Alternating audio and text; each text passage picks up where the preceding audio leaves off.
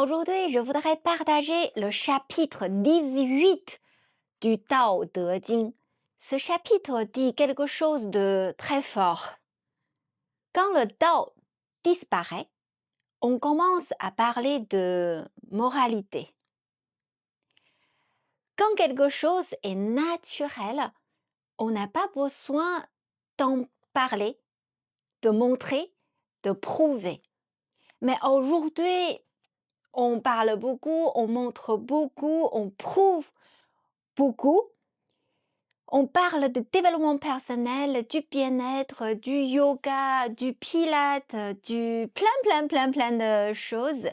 Mais est-ce qu'on le vit vraiment? Moi aussi, j'ai eu ça et j'ai vu ça. Quand j'étais en formation de prof de yoga, on passait la moitié du temps sur la philosophie. Parce que sans philosophie, le yoga devient juste de la gymnastique. C'est pour ça, aujourd'hui, je trouve la philosophie du Tao Te Ching, c'est essentiel, je vous partage.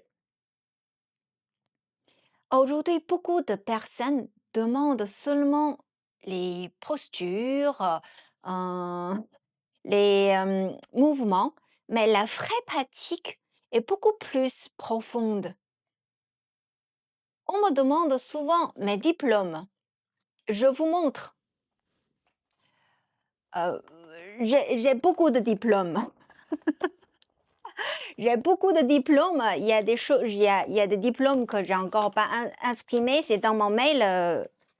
Oui, j'en ai. Mais je peux les montrer, mais je trouve pas le sens.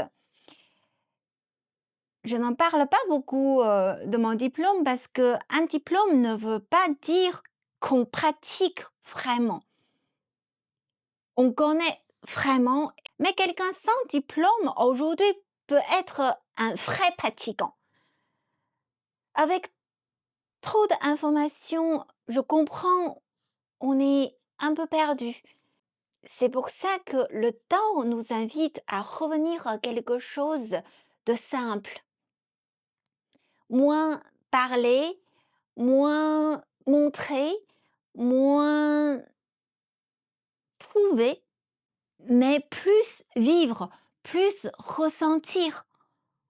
On peut regarder, mais ressent l'intention derrière, ressent vraiment c'est ce que vous cherchez.